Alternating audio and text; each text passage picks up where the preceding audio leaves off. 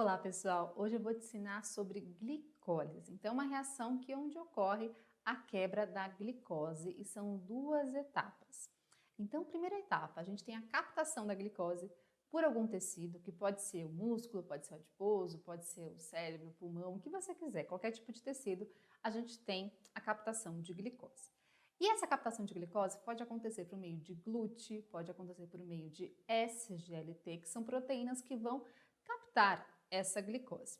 Então, depois que existe a captação da glicose, existe a glicólise. Mas um ponto importantíssimo, para que essa glicose siga a sua via de glicólise, a sua via glicolítica, ela tem que permanecer dentro da célula, tá?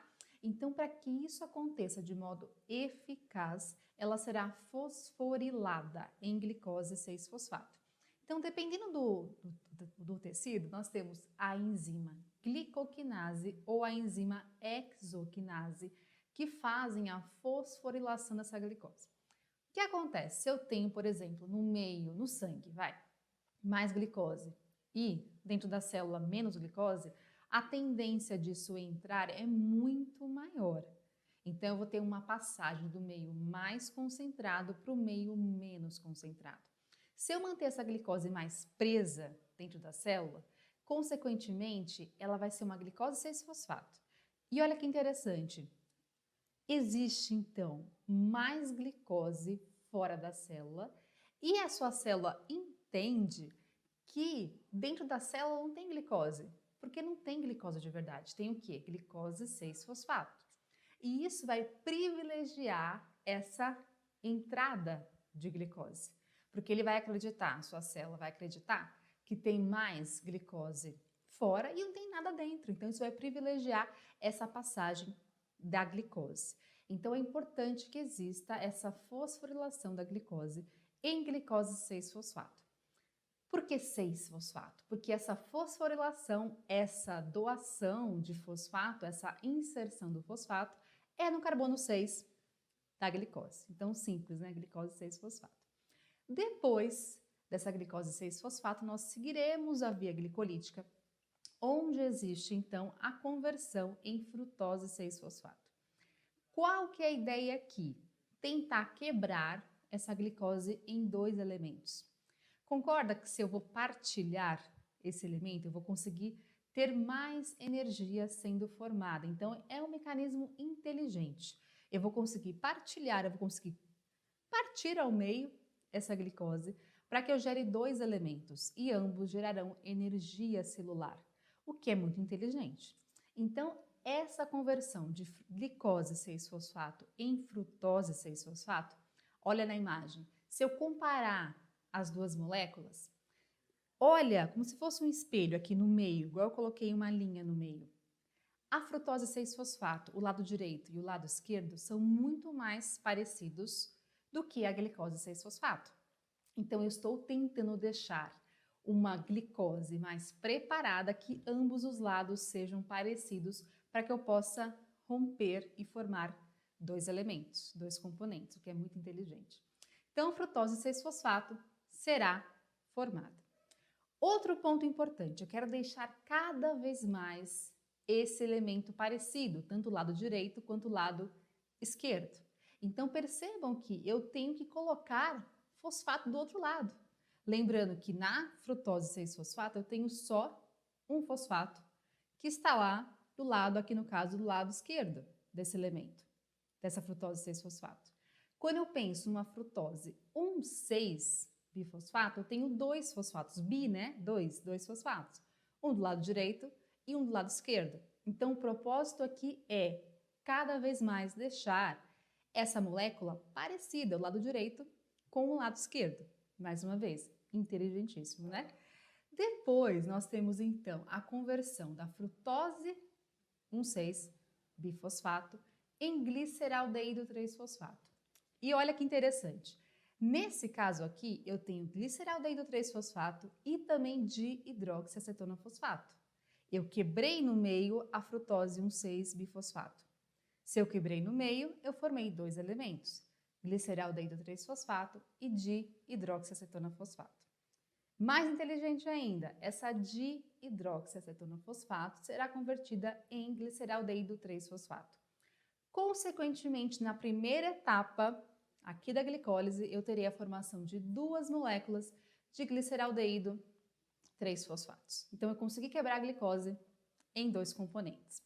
Nesse caso aqui, eu teria o gasto de ATP, 2 ATPs. Então, percebam que se eu for pensar em formação de energia, essa primeira etapa não forma energia, ela vai até gastar energia. Então, eu tenho 2 reações aqui que vão gastar ATP. Então, nessa fase preparatória, eu vou gastar ATP. É mais ou menos assim, quando a gente vai, por exemplo, a gente faz faculdade, a gente tem um investimento nisso, mas é importantíssimo para que você vire um profissional e você ganhe mais no futuro. Então, investimentos são importantes. Aqui é a mesma coisa. Eu estou investindo na glicose para que lá na frente ela tenha um potencial em formar energia, em formar mais ATP, tá? Segunda fase, a fase de pagamento, a fase de formação de energia, a fase de formação de ATP. Aqui, então, eu tenho tudo em dobro, hein? Porque eu tenho, lembra, 2 gliceraldeídos 3-fosfato. Tudo em duplicata, tudo em 2. Então, percebam que esse gliceraldeído 3-fosfato, ele será convertido em um 1,3-bifosfoglicerato. Qual que é a jogada aqui interessante? Eu tenho a formação de NADH. Então, a gente rouba um hidrogênio lá do gliceraldeído 3-fosfato para formar um 3-bifosfoglicerato. Essa formação de NADH é importantíssima, porque lá na reação de fosforilação oxidativa será fundamental para a formação de mais energia, mais ATP.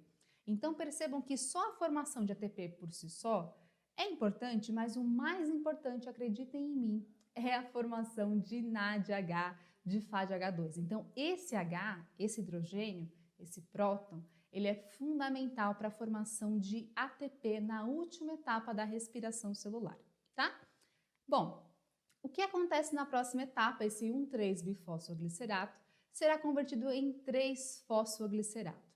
Então percebam que aqui nós teremos a primeira etapa de formação de energia, formação de ATP. Então, como eu bem disse, na fase de pagamento nós temos a formação de ATP. Então, isso é importantíssimo também para a glicólise, né? Outro ponto importante, a próxima etapa, então 3-fosfoglicerato, será convertido em 2-fosfoglicerato.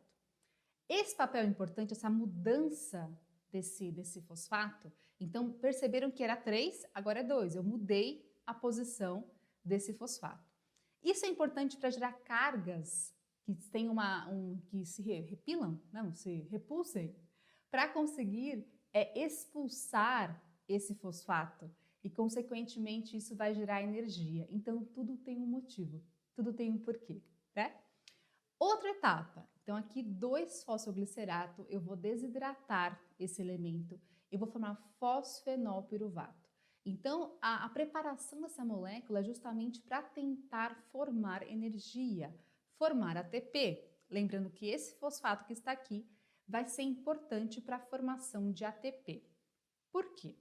Se eu tenho AD de dado, ADP nessa célula, e se ela roubar esse fosfato dessa via da glicólise, em alguns pontos, como a gente está vendo, eu consigo converter AD de dado, P, ADP, em AT de tatu, ATP, o que é interessante para a formação de energia celular. Então percebam que todo esse remanejamento de elementos é justamente para conseguir formar ATP também. Então percebam que o fosfenolpiruvato é convertido em piruvato e aqui nós temos a formação de mais 2 ATPs.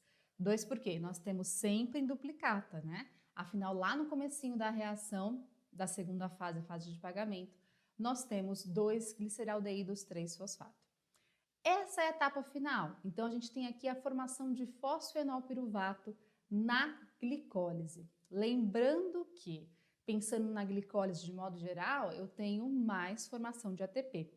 Lá no comecinho, a gente teve o gasto de 2 ATPs e aqui a gente tem formação de 4 moléculas de ATP. E especialmente 2 moléculas de NADH, que são importantíssimas lá no final, na outra reação seguinte, na reação que é a última reação da respiração celular, que é a fosforilação oxidativa.